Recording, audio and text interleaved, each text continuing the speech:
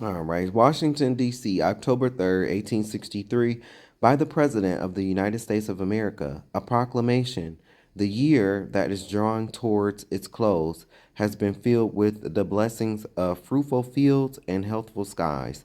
To these bounties, which are so constantly enjoyed that we are prone to forget the source from which they come, others have been added which are of so extraordinary a nature that they cannot fail to penetrate and soften even the heart which is habitually insensible ever watchful providence of to the ever watchful providence of Almighty God.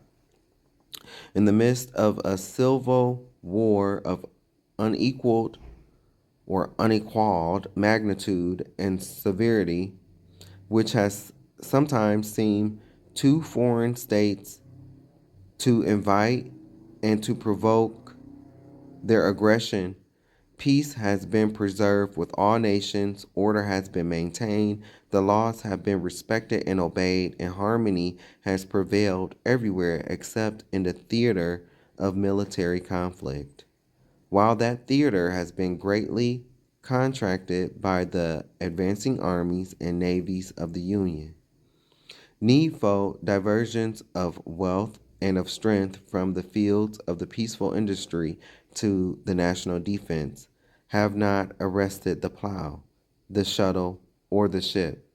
The axe has enlarged the borders of our settlements, and the mines, as well of iron and coal as of the precious metal, have yielded even more abundantly than heretofore.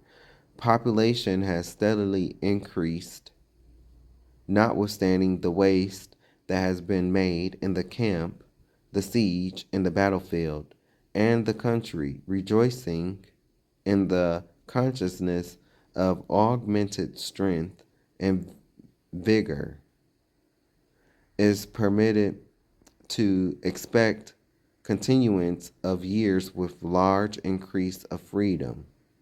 No human counsel hath devised, nor hath any mortal hand worked out these great things.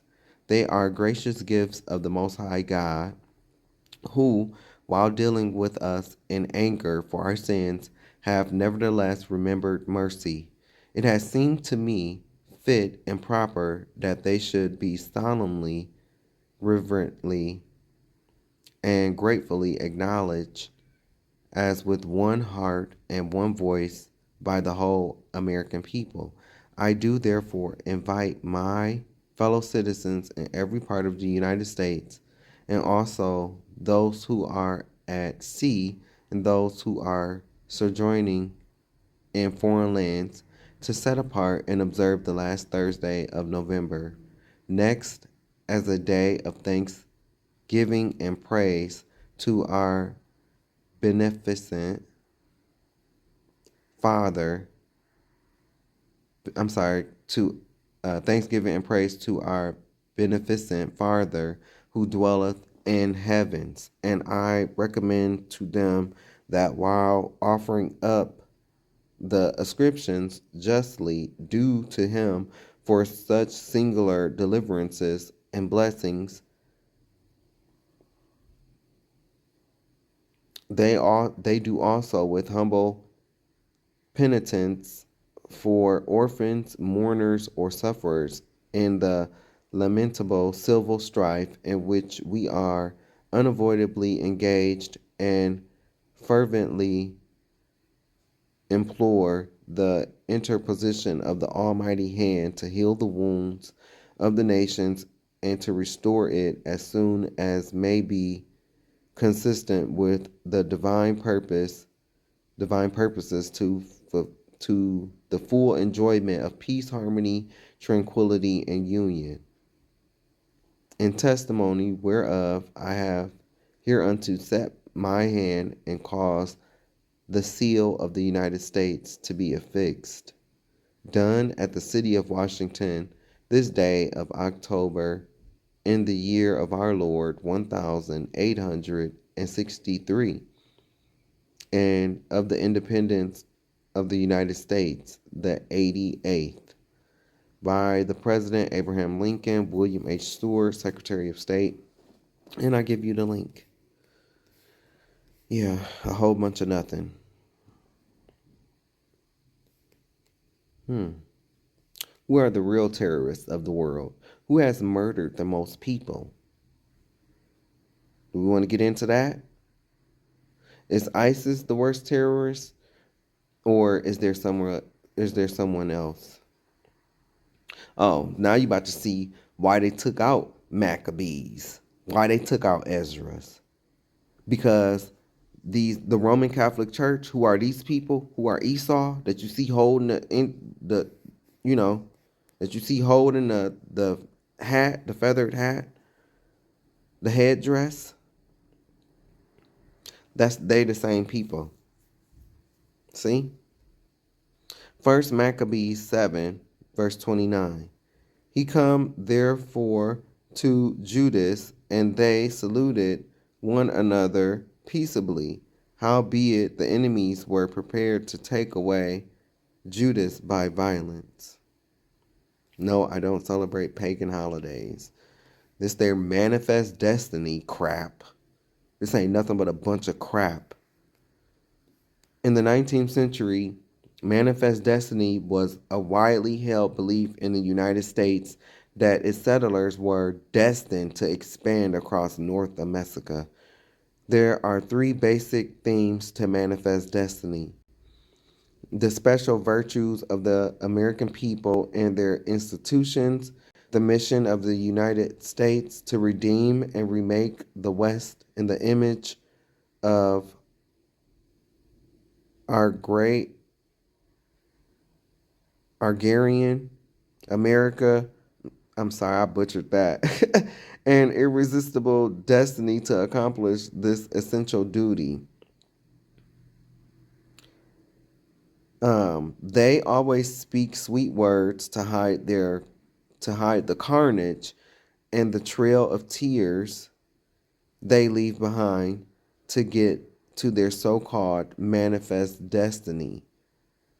The image below will prove that their manifest destiny was and still is white supremacy, which is Jacob's trouble. Let me tell you what their sweet words really meant.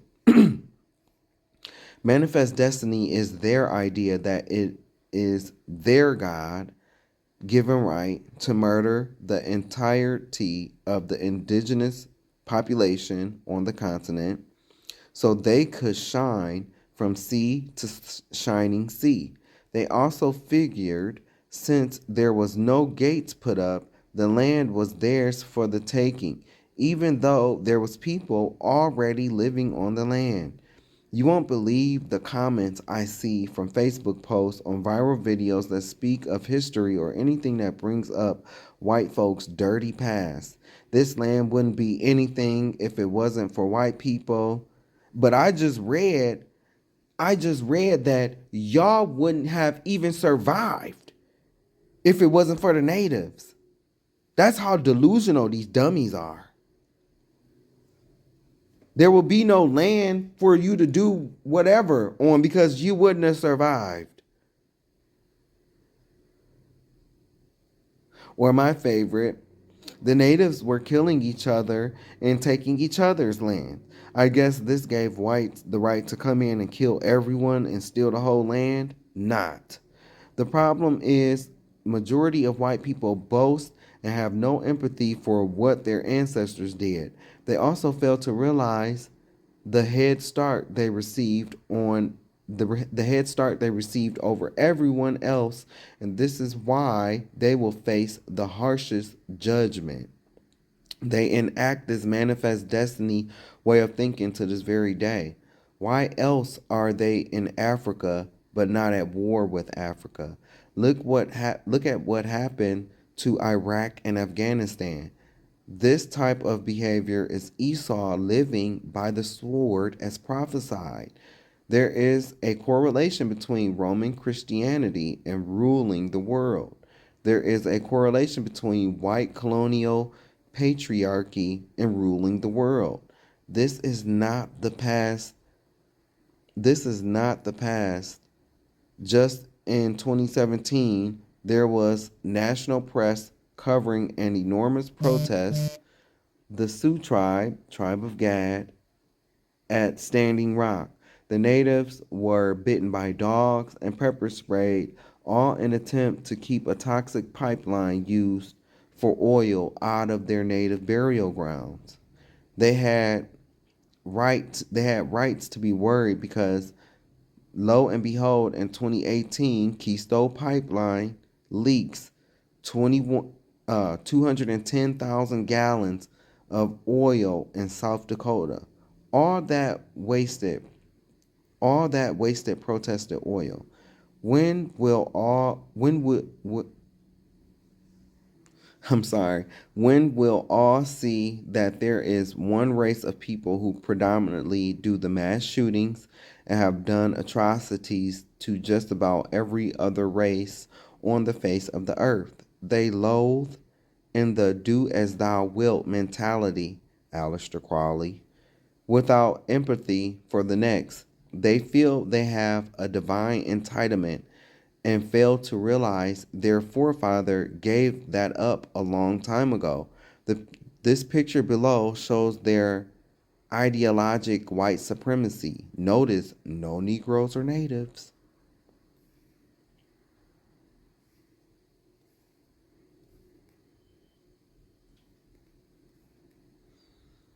American Progress 1872 by John Gass is an allegorical representation of the modernization of the New West. Columbia, a personification of the United States, is shown leading civilization westward with American settlers.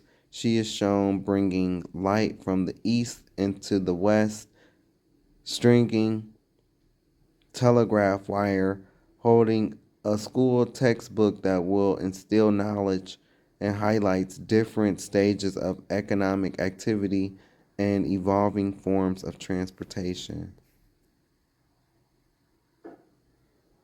Goddamn goat hair.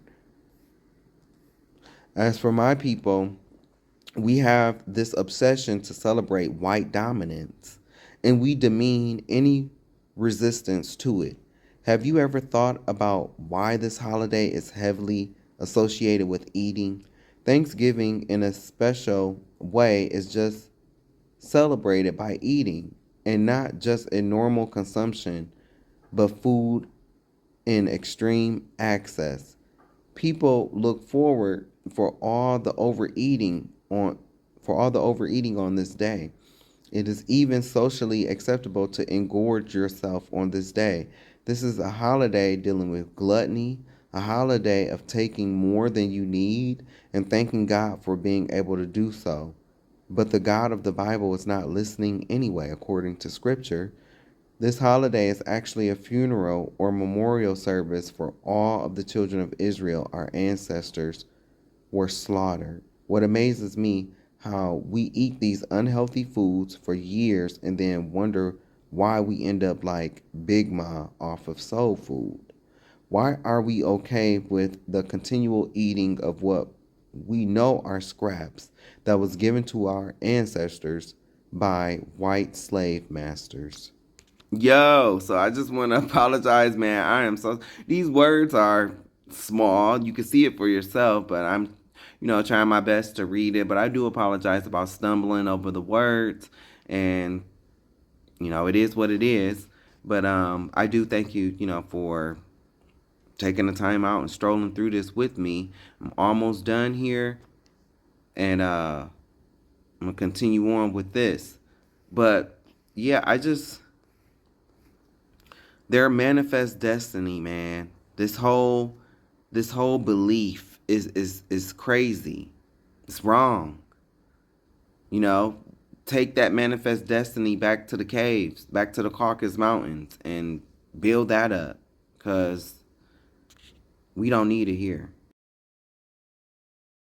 Thanksgiving is the knowingly or unknowingly satanic celebration of the genocide of the Native American Israelite tribe of Gad.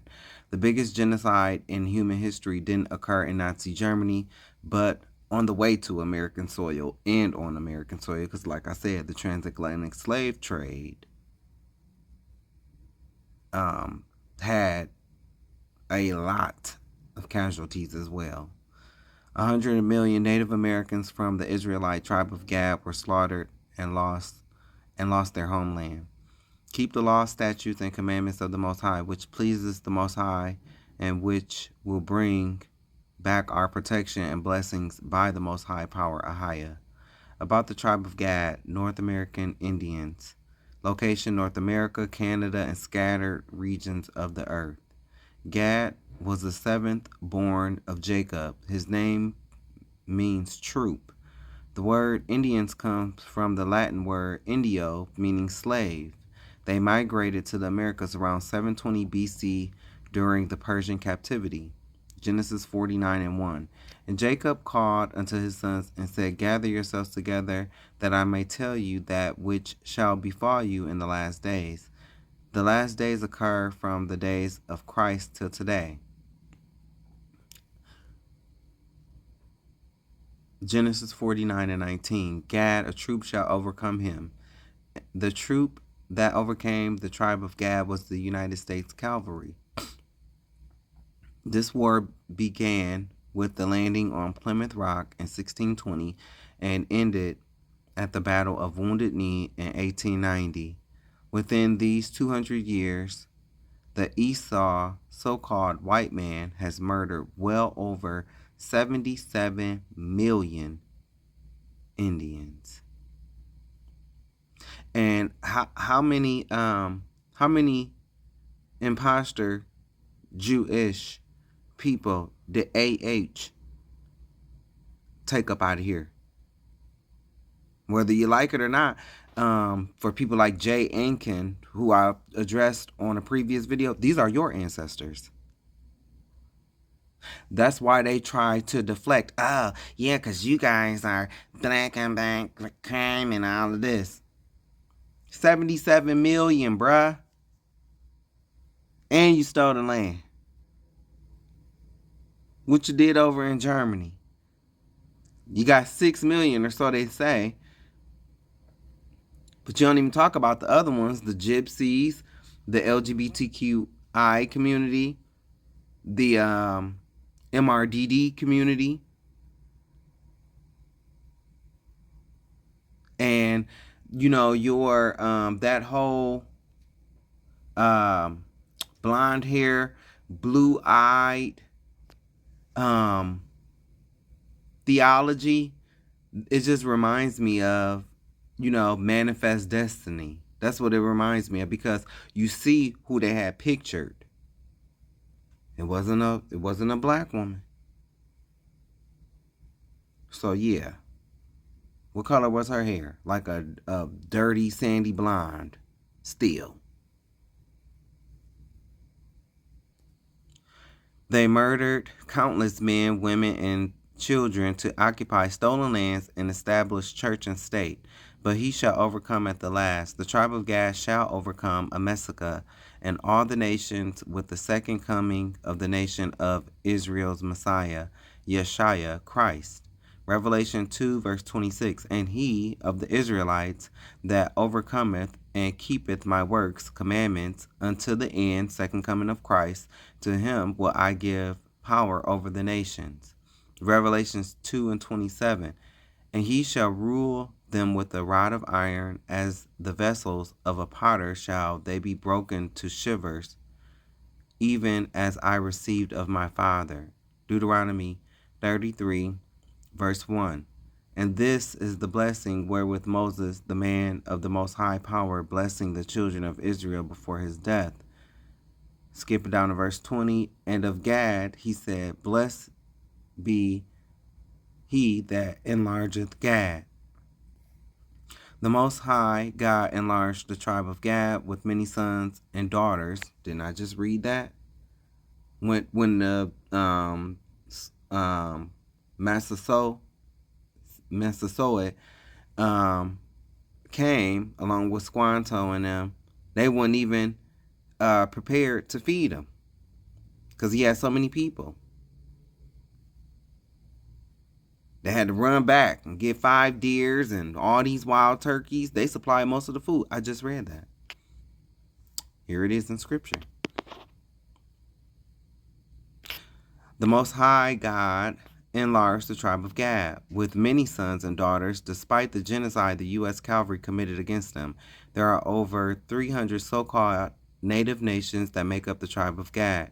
He dwelleth as lion, meaning they dwelled upon the land like predators, and their nature is like a lion, very fearsome, and teareth the arm. The North American Indians, natives, have become well known for the custom of making a blood brother pact by cutting their arms with the crown of the head represents the crown of feathers the natives wore.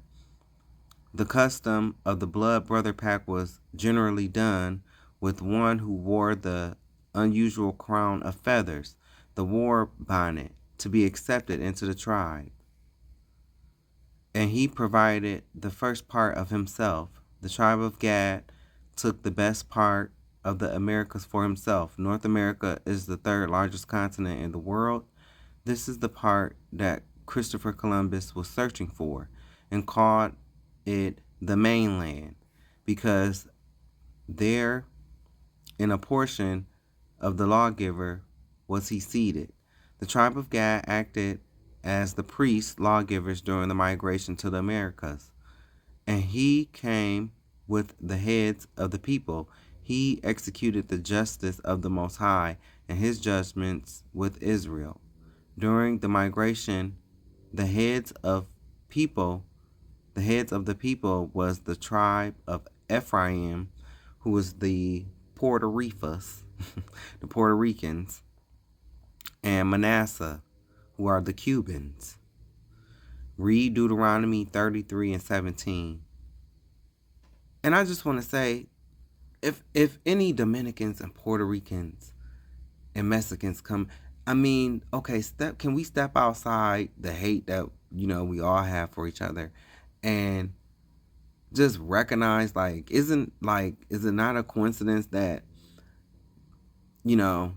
I've seen Mexicans and Puerto Ricans go at it, and I've seen Cubans go at it with both of them.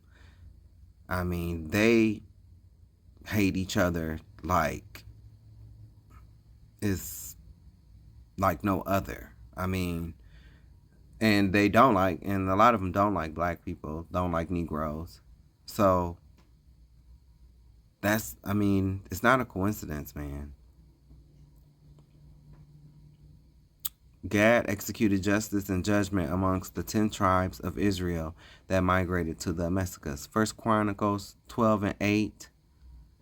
And of the Gadites, there separated unto David into the hold of the wilderness men of might and men of war, fit for the battle, the could handle shield and buckler, whose faces were like the faces of lions. The North American natives had fearsome faces like lions because they wore war paint every time they went out to battle and were as swift as the roes, deers upon the mountain. The North American natives were noted for being swift and exclusive runners, to the point that the U.S. cavalry tricked other Israelites, Apaches, Buffalo Soldiers, etc., to aid them in capturing many native nations, along with the creation of the lethal Gatling gun, which rendered the bows and arrows of the natives practically useless. 1 Chronicles 5 and 18. The sons of Reuben and the Gadites and half the tribe of Manasseh, of valiant men able to bear buckler and sword and to shoot with bow, and were skillful in war. Bibliography: Stolen Continents by Ronald Wright, page 235.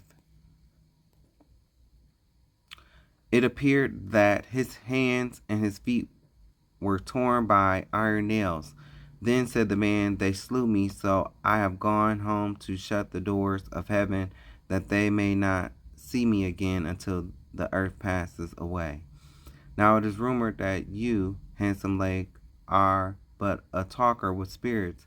Now it is true that I am spirit of him who was murdered. Now tell your people that they will become lost when they follow the ways of the white man. So Christ himself warns against Christianity. History should not be a mystery. Your story, my story, his story. Think about it. Synchronize with the Most High Power Ahia. Keep the Most High's holy days. Synchronize with the Most High Power Ahia. Keep his laws, statutes, and commandments. 4 seasonal holy days. Intercalary days. Praise Ahia. Praise Yeshua. Praise Rawak Kwadesh. Praise the Powerhead. In the name of Yeshua. Kwam Yasha Allah. Rise Israel. Love up. Shalom. My granddad was born on a Cherokee reservation in Watley, Alabama. I have Native Creek blood running through my veins on my mom's side as well, as they are from Arkansas and Oklahoma. Now that I know what I know, I have to do better. If you have Native blood running through your veins and you are celebrating Thanksgiving, a day where our people was hunted down, surprised by massacres and fires, raping women and children, you are in error. No matter what little cute, slick quotes you want to come up with, no matter how your lips move saying you believe in Christ, your actions show 1, proud ignorance, 2, blasphemy. It's a shame for leadership to lead people to hell, but hey, be my guest. Hashtag be my guest. Because we all have a choice and in charge of our free will, but we not in charge of judgment. When Esau speaks, he tries to brainwash you, twisting history, archaeology, and culture. When you hit them with truth, they can't take it because there is no truth in them, none at all. Did they buy this land? Did they trade for it? They are the real illegal immigrants, them and their government. My people should have let those first pilgrims die and put their heads on sticks like they did to my people, and the narrative would have been changed. Laugh out loud. They would have never sent any more pilgrims here. Now look at this. Look at how dark these people was, man. Look how dark they was. The complexion of the Carolina Indians is black, not much different from that of the Ethiopians. Their hair is black and thick and not very long, tied back behind the head like a small tail. As for the physique of these men, they are well proportioned, a medium height, a little taller than we are. They have broad chests, strong arms, and the legs and other parts of the body are well composed. They're broad in the face and have big black eyes. They have a sharp cunning and are agile. They have a sharp cunning and are agile and swift runners. Italian explorer Giovanni de Verrazzano, 1524. And I wonder what's he black, because Italy during that time was ruled by Alessandro de Medici. You can Google that. We ruled Italy. Black folk. Yeah. Look at this. The Mexican government sat back and watched as 1.5 million buffalo were slaughtered by white men to starve out my ancestors, the natives.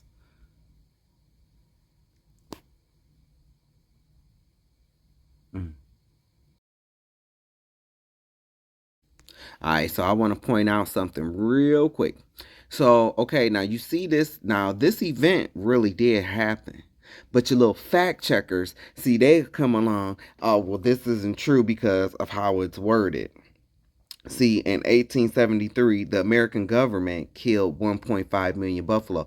So, what they'll try to say is, well, the American government didn't do it, men did it.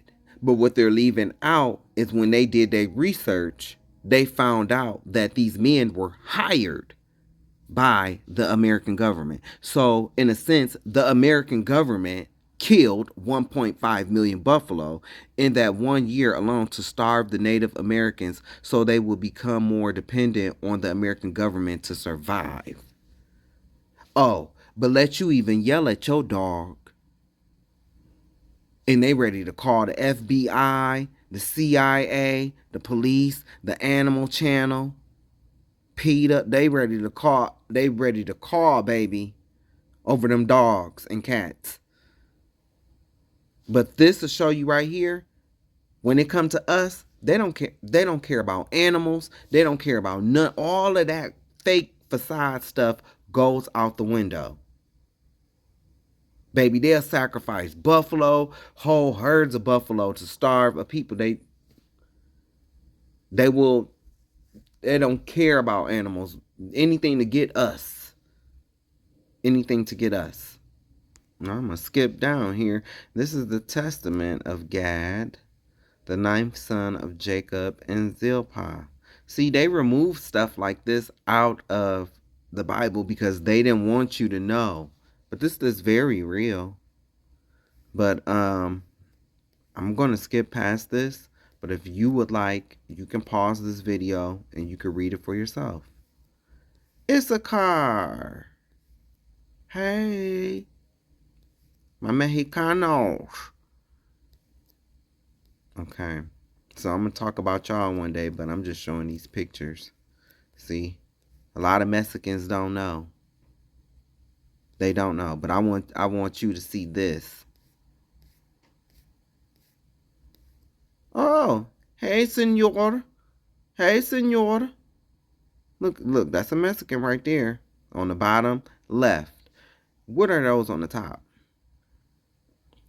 718 BC. These same 10 tribes had an exodus from their captivity and sailed to what is known as the Americas approximately 720 BC. The way they knew of the Americas is from the maps that King Solomon used in his naval fleet when they would visit the Americas.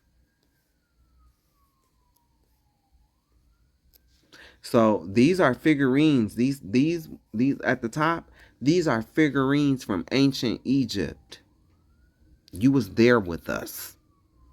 So were you, Cubans. So were you, Puerto Ricos.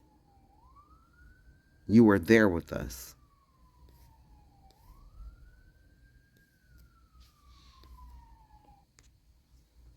Look at this.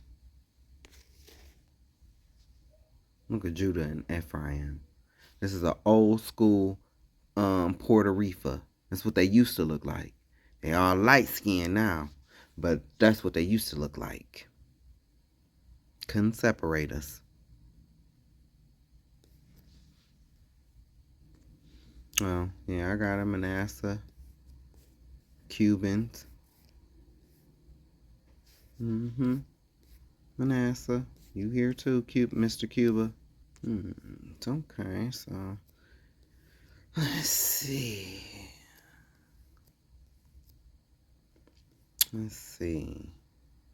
Oh, so we're going to talk about Christopher Columbus. 1. The indigenous peoples of the Americas are Israelites. Since the first voyage of Christopher Columbus to the New World in 1492, news of the indigenous people of the Americas, being the lost tribes of Israel, have been sent back to the governments of the Europe. According to the true history, Columbus did not stumble upon America by mistake. In fact, Columbus not only knew where he was going, he also knew who was there and why he was going. Contrary to legend, Columbus did not sail to prove the earth was round. Most educated Europeans and mariners already knew that. Columbus estimated the size of the Atlantic Ocean partially from reading his Bible.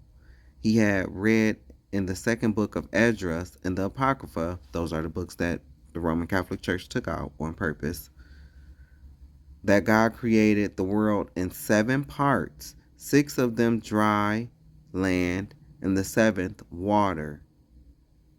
That's why they took that stuff out, because they didn't want you to know that. But here you is, your pastor telling, oh, that's not spiritually inspired. What's not spiritually inspired by that? God telling you that he created the world in 7 parts, 6 of them dry land and the 7th water. What's not spiritually inspired by that, sir? Pastor? Can you tell me, Pastor Freakums? Oh, okay. He thus calculated that the ocean separating Portugal from Japan was 1/7 of the Earth's circumference, or about 2,400 miles. He figured that by sailing 100 miles per day, he could reach the Indies in 30 days. He also knew why he was going. A striking element in Columbus' geographical religiosity and abiding interest in the 4th or 2nd book of Address. This was often cited by Columbus, who argued that since only 1/7 of the world was water, a good deal more dry land than yet was known remained to be discovered overseas. But Columbus seems to have found more in Address than just his geographical argument.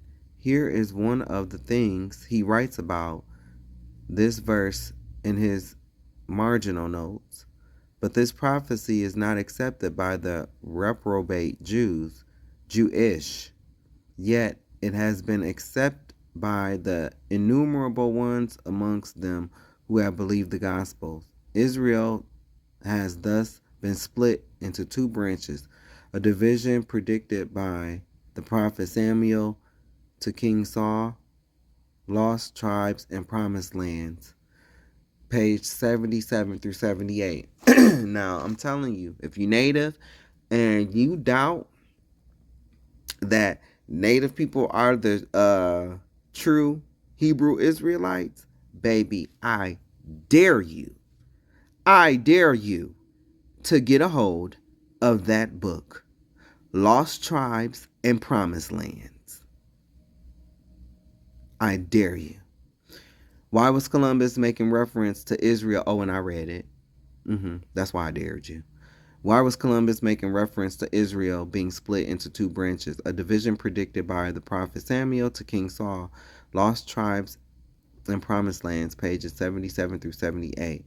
Why was Columbus making reference to Israel being split into 2 branches? According to the same book of Esdras, 2nd Esdras, it mentions that the 10 tribes that branched off were taken into Assyria, 2 Kings 17 through 23, King James Version, and then eventually migrated to the Americas. Columbus, a murdering, rapist, pedophile. What did Christopher Columbus bring to the West? Columbus and his entourage brought from Europe to the Western Hemisphere syphilis, measles, mumps, smallpox, pigs, rats, lice, roaches. Columbus was a violent killer, committing crimes such as child molestation, male and female, child killing, rape of women, dog mauling, torture, feeding dead victims to dogs, genocide. The truth about Columbus Day. Why are we celebrating? Monday, October 13th, 2014, by the Daily Take Team, the Tom Hartman program. Christopher Columbus was the ISIS of his day. He justified rape, murder, and pillage with religion and funded his efforts with whatever he could steal. Today, while millions across America are celebrating Columbus Day, the city of Seattle is celebrating Indigenous Peoples Day. That is because last week the Seattle City Council unanimously passed a resolution to honor the contributions and cultures of the Native Americans on the 2nd Monday of October. While Seattle's decision may seem unusual, it's actually part of a growing trend. Many cities and states across the country have shifted away from celebrating Columbus Day, and that's because more and more Americans are learning the real history behind Christopher Columbus and his discovery. First of all, Columbus didn't actually discover the Americas, despite what you may have been taught in elementary school. Thanks to archaeological evidence, we know now that there were many other groups who traveled to the Americas long before Columbus did. For example, back in the 10th century, the Vikings had settlements in what are now Greenland and Newfoundland.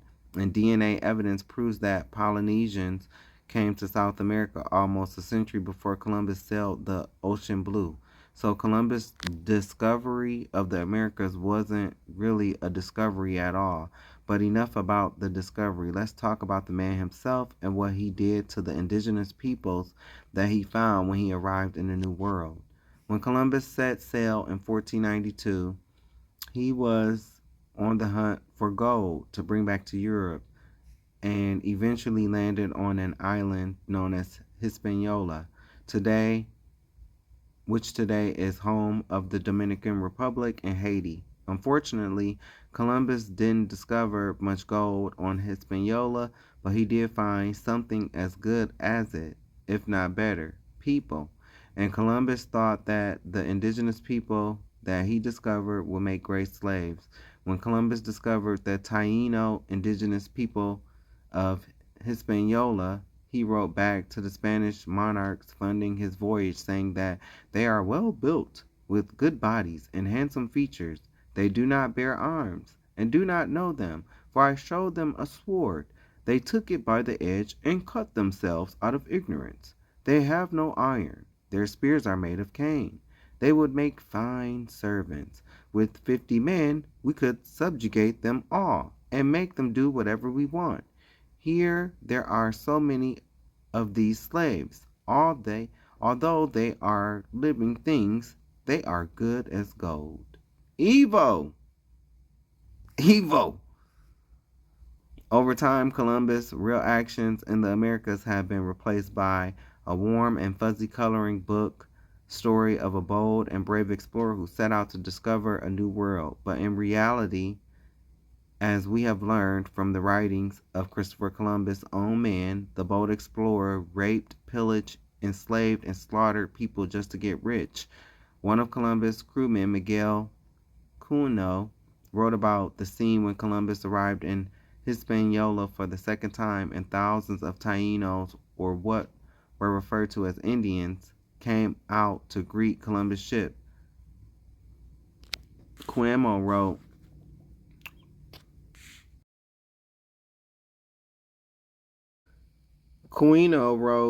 when our caravels were to leave for Spain, we gathered 1,600 male and female persons of those Indians. For those who remained, we let it be known to the Spaniards in the vicinity that anyone who wanted to take some of them could do so to the amount desired, which was done.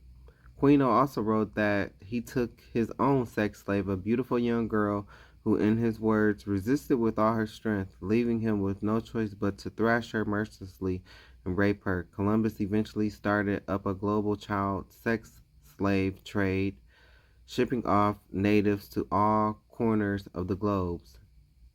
They too were moved to all four corners of the earth.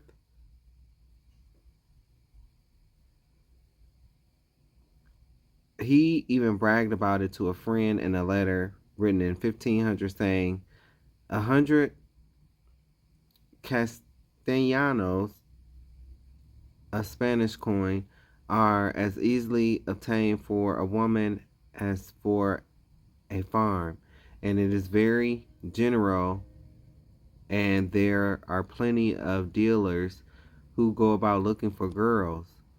Those from 9 to 10 years old are now in demand. See, that's what they do too.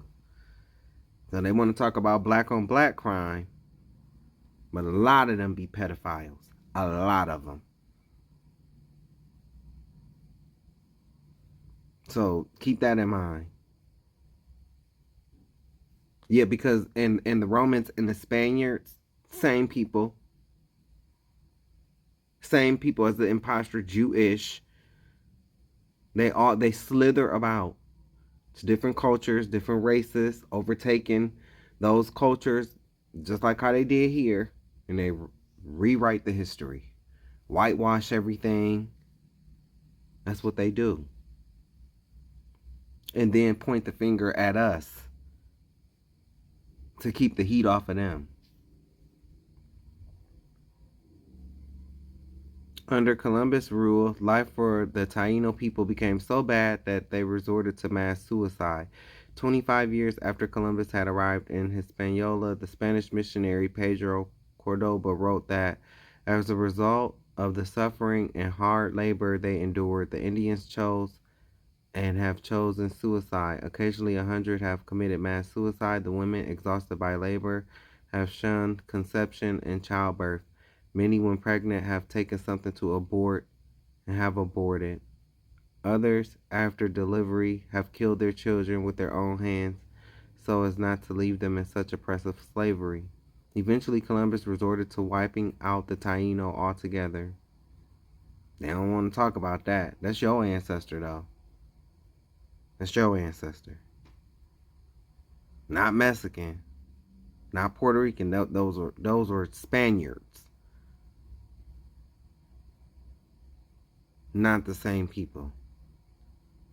Eventually, Columbus resorted to wiping out the Taino altogether. Prior to Columbus' arrival in the New World, scholars placed the population of Haiti, Hispaniola, at around 1.5 to 3 million people. By 1496, it was down to 1.1 million, according to a census done by Bartholomew Columbus, Columbus's brother. By 1516, the indigenous population was now at 12,000, and by 1542, fewer than 200 natives were alive on Hispaniola. By 1555, every single native was dead, every last one. If Columbus was robbing, raping, and pillaging Hispaniola today, we would probably be bombing him from the air. It's time to put the shameful history of Christopher Columbus and his enslavement and murder of Native Americans behind us and start celebrating the indigenous people who called the Americas home long before Columbus ever set sail. This article was first published on Truth Out, and any reprint or reproduction on any other website must acknowledge Truth Out as the original site of publication. 1492, Columbus sailed the ocean with a black navigator from Spain named Pedro Alonso Nino. He was called El Negro, the black, for his notable trade in Africa. Schools will teach our children who Christopher Columbus was, but won't tell them who this man was, Pedro Alfonso Nino. And I already read that first Thanksgiving. But meanwhile, the Apocrypha Esdras, which was, by the way, a book of special importance to many new Christians, has a good deal to say about the original lost tribes, and this could not have passed lightly under Columbus' somewhat mystical gaze. Surely he saw special meanings for his own and for himself in the passage in 2nd Esdras 13, verses 2 through 5. Lost Tribes and Promised Lands, page 79. Like I said, I dare you to read that book. To my natives that want to doubt that they are Hebrew, which is really dumb. More European explorers who made voyagers to the Americas came to the same conclusion. What is that conclusion? That the indigenous peoples of the Americas were in fact the biblical Israelites. Antonio de Montesinos, also known as Aaron Levi, was a Portuguese traveler and a Marrano Sephardic Jew who in 1644 persuaded Manasseh ben Israel, a rabbi of Amsterdam, that he found one of the 10 lost tribes of Israel living in the jungles of Quito province. That is the Picanac province. I'm sorry, of Ecuador. But here, I'll give you the link. You can read it for yourself. And that's who I be talking about when I'm talking about them Sephardic Jews. See, them Sephardic Jews, they and the Ashkenazi Jews, they have interest in this because they're trying to steal a people's identity. So if you're trying to steal a person's identity, you got to learn about the original people. I mean, I know you don't think, I know you ain't that dumb to where you just think, oh, okay, I'm going to wake up and I'm going to just take Mexicans' identity without researching the people, the culture. That's why they knew all of this stuff. They've been studying us for years. In 1644, Manasseh met Antonio de Montesinos, a Portuguese traveler, and Marano, Sephardic Jew who had been in the New World. Montesinos convinced him of his conclusion that the South America Andes Indians were the descendants of the 10 lost tribes of Israel. This purported discovery gave a new impulse to Manasseh's Messianic hopes, as the settlement of Jews throughout the world was supposed to be a sign that the Messiah would come. Filled with this idea, he turned his attention to England, whence the Jews had been expelled since 1290. He worked to get them permission to settle there again and thus hasten the Messiah's coming. When he talking about the Jews that had, he was talking about the Jewish. He was talking about the Jewish, his people, not my people, not the people that look like, not the Pope, not the people who left out of Egypt with Moses. He ain't talking about them, because during this time we ruled Europe. 1290, we ruled Europe. He worked to get them permission to settle there again and thus hasten the Messiah's coming. James Adair authored what is arguably the most significant 18th century work on the southeastern Indians, The History of the American Indian, published in London, 1775. The book, a cultural and historical study of the Catawba, Cherokee, Creek, Choctaw, and Chickasaw Indians, is based on Adair's first-hand observation derived from his 40-year career as a deerskin trader among several southeastern Indian tribes. His central thesis, which dominates the text and has subsequently caused many to dismiss the contents, includes 23 arguments purporting to demonstrate that the American Indians are Hebrew descent, the lost tribes of Israel. So you got these white men even telling y'all, the natives, that you're the Hebrew Israelites. Edward King, Viscount Kingsborough, November 16, 1975 through February 27, 1837, was an Irish antiquarian who sought to prove that the indigenous peoples of the Americas were a lost tribe of Israel. His principal contribution was in making available. All right. I'm sorry for the interruption. I had to take that call from my mom. Let me restart this over.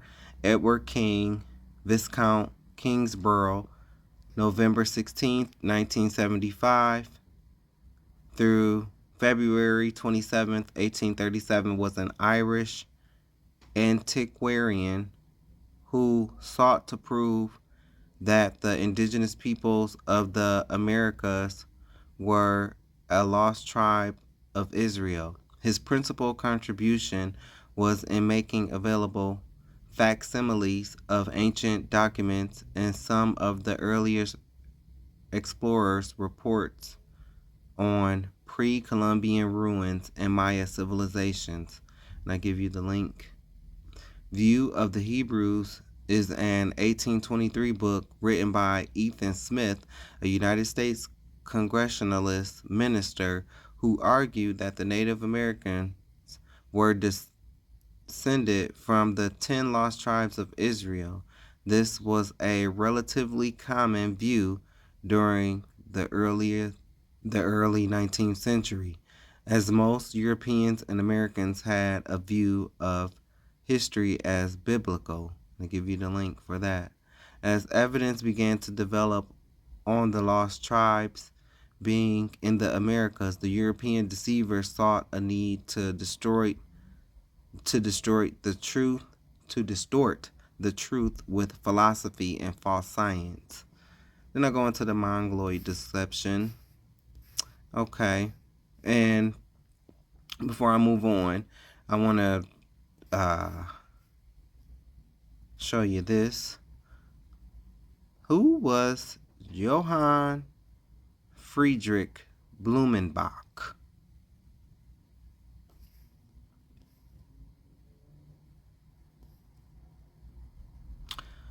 Alrighty.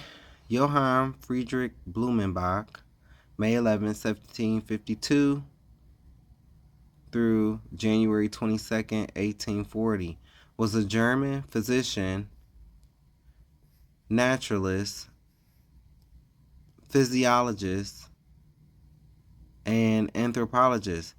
He was one of the first to explore the study of mankind as an aspect of natural history.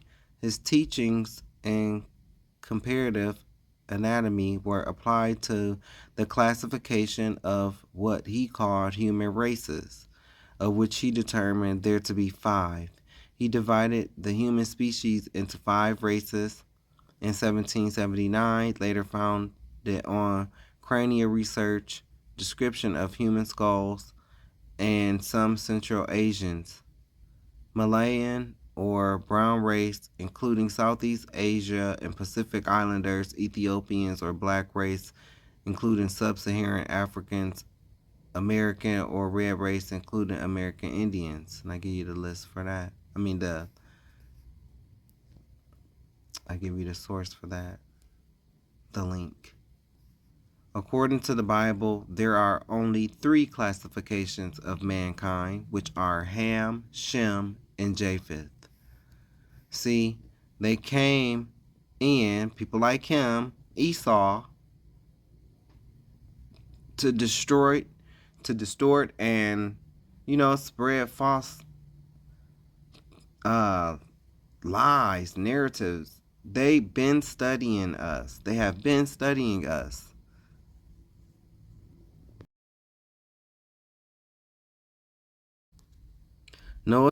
Noah's sons came out of the boat with him. Their names were Shem, Ham, and Japheth. Ham was the father of Canaan. These 3 men were Noah's sons, and all the people on the earth came from these 3 sons. Genesis 9:18 through 19. People, we all came from one of these 3 men, Ham, Shem, or Japheth. Negroes, natives, and Latinos, you come from Shem. The different race classes we see today are used to further confuse the masses while at the same time moving us from biblical understanding of nations.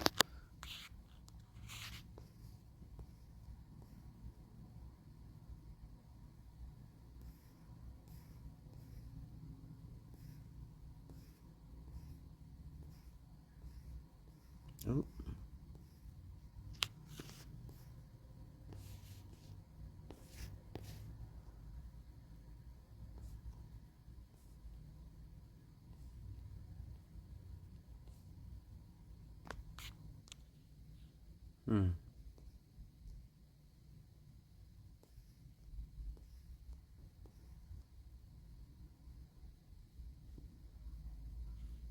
Now it's time for my favorite part, the receipts. This is from 2020.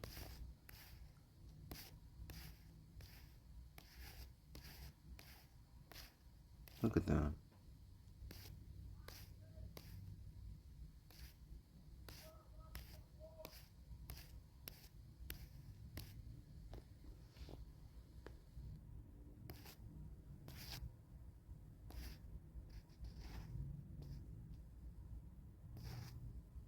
Look at this man on the left, man. Look at that. Puerto Ricans on the islands in 1900. Look pretty damn black to me.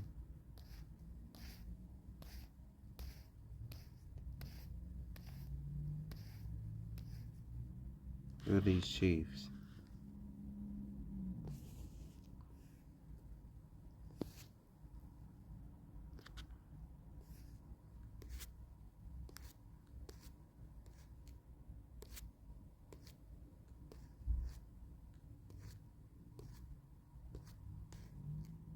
Look at all these riots.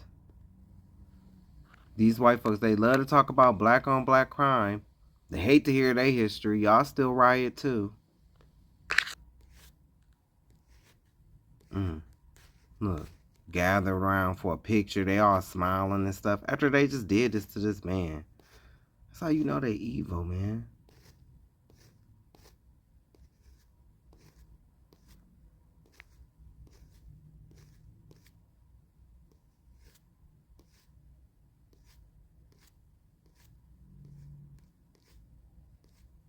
Memphis riot, New Orleans riot, Springfield race riot, Knoxville riot, Omaha race riot.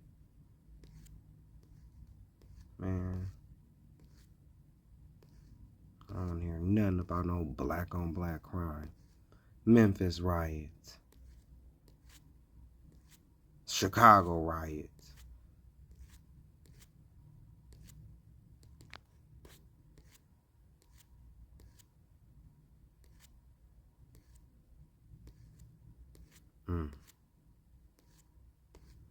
Yeah, throw it away.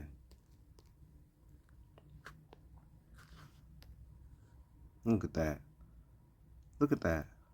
And look, if you look to the far right, see where the bubble is at? Now look right here. See where I'm pointing? Ain't that a kid? See how they had the kids out there? Who do you think those kids are today? Hmm.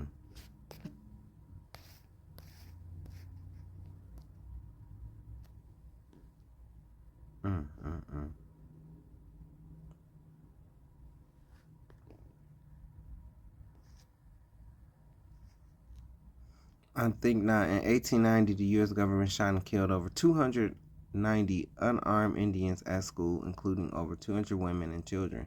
How quickly we forget history. Right. What did they say?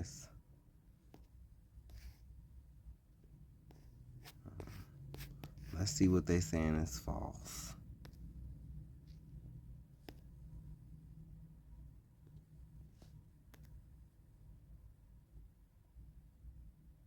See, they try to show stuff like this, these little fact checkers, but we know that even white folks was treated like crap after they came back from the war.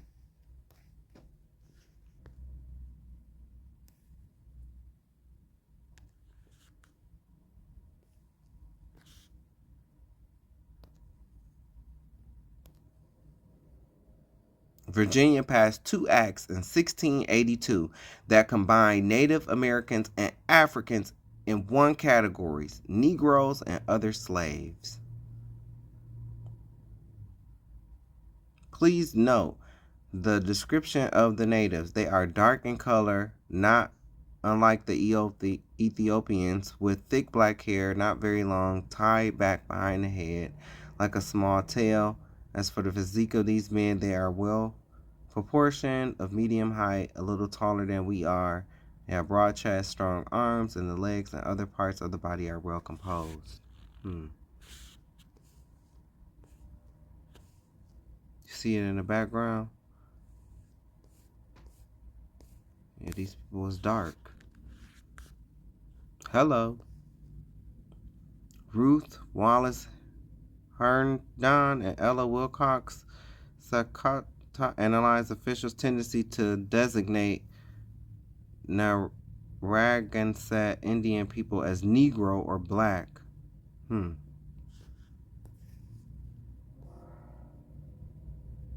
See, I've been talking about this stuff.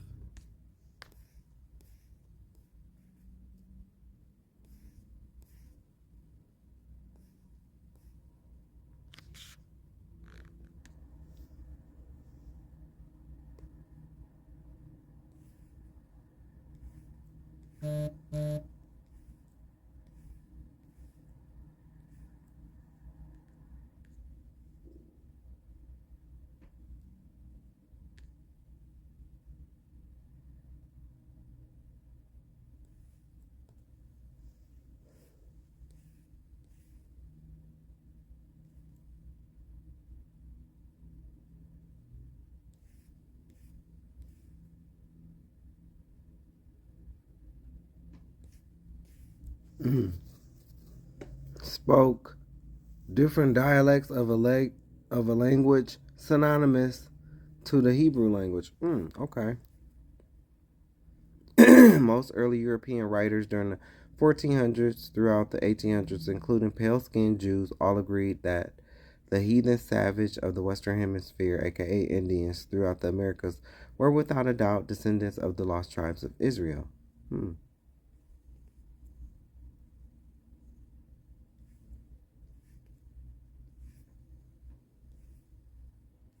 Many black Indians east of the Mississippi River wore turbans adorned with feathers. Besides their languages having the idiom of the Hebrew tongue, the wearing of the turban was a physical sign of their genetic link to Hebrew Israelites. Mm. Here goes that book.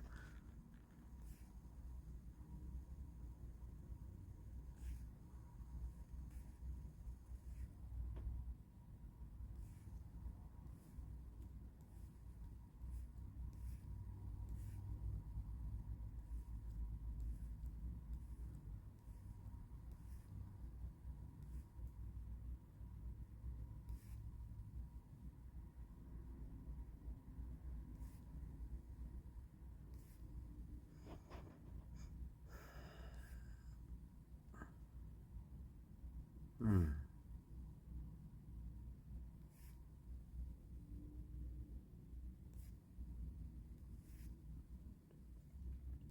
We like receipts. We like receipts.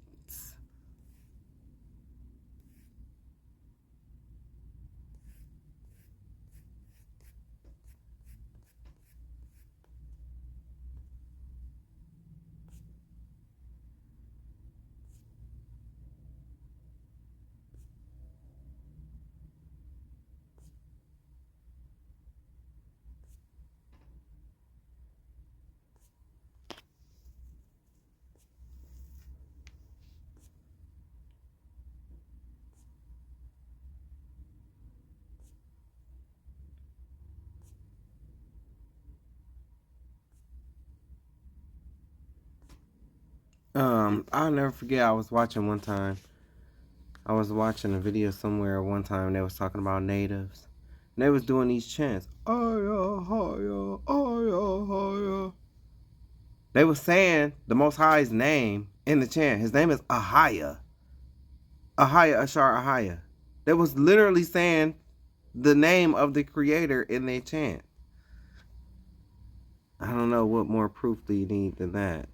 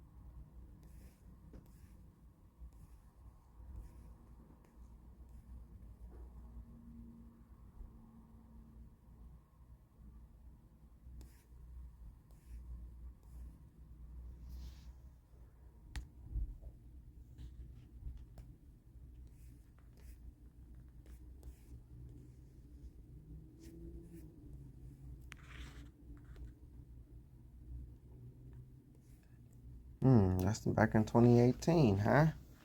November of 2018.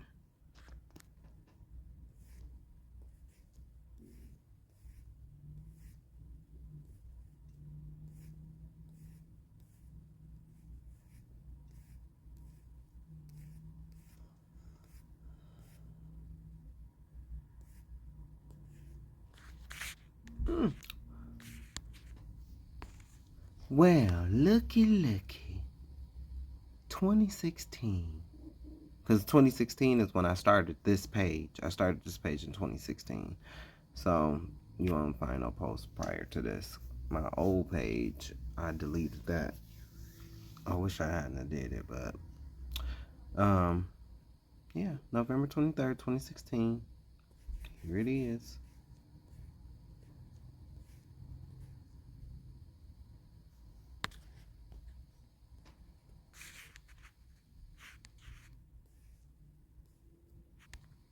Oh, don't think I'm not gonna talk about Christmas. Mary Saturnalia. I'm showing you why these people in these churches do not like me.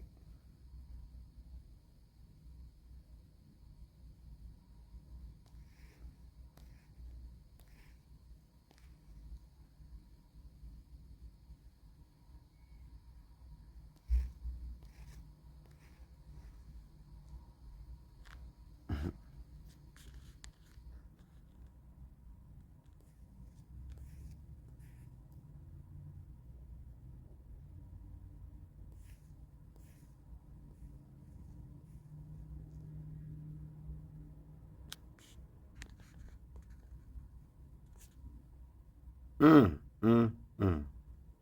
When I saw this picture, when I first saw this picture, man, I said, I am never celebrating this crap again. They hate to look at Jeremiah 10, 1 through 6. Exactly.